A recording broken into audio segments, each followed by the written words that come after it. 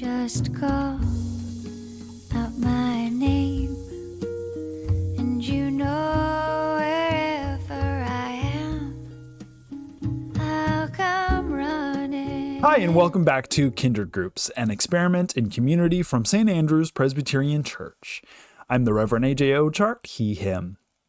This is the last session for this particular learning lab on community.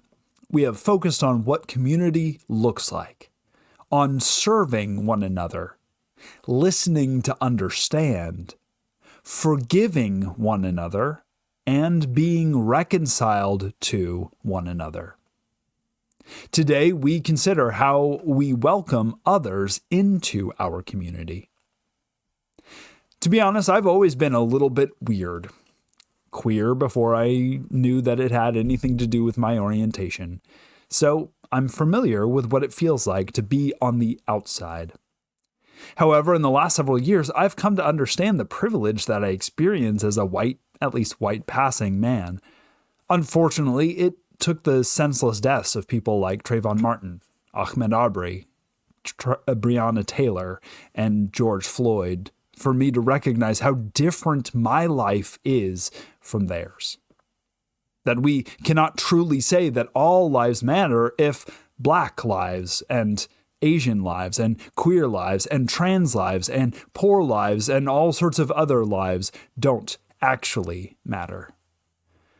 I've learned more about the everyday and systemic challenges that are experienced by my siblings who are Black or from other minority communities. It's very natural to have an us and a them mentality, to be comfortable with those who are like us and perhaps uncomfortable with those who are not like us. But life in the kingdom is about receiving the good news of redemption, not only for ourselves, but for other people. Our scriptures contain lots of drives outside of the chosen or the elect, and I would argue that the overall scope of our scriptures is an ever-widening of God's grace and mercy and the realization that God centers those who we put on the margins.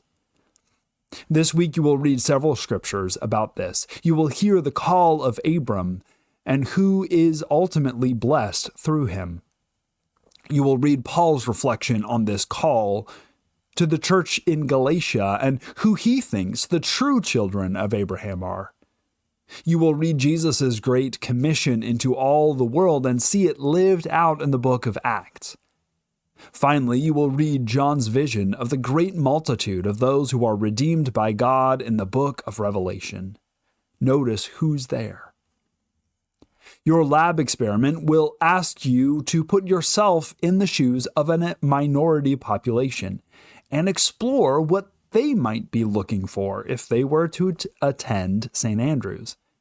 Brainstorm ways that we can better welcome those who are outside, to provide hospitality and consider their needs. Since this is the last session in this learning lab, you will not be choosing a lab partner, but your real-world experiment will be to consider those inside or outside our congregation who might be invited into your Kindred group for the next learning lab. Also ask, is there a need to split your current Kindred group into different groups because of size, to provide another meeting time, to add new voices, or to provide a different way of grouping? Who might you invite into the community of St. Andrew's or into your own village? I've enjoyed our time together, and I am excited to see what is next for you, for Kindred groups, and for the beloved community of St. Andrew's. Thank you, and we'll see you next time. You just call out my name, and you know wherever I am, I'll come running to see you again. Winter, spring, summer, or fall, all you got to do is call.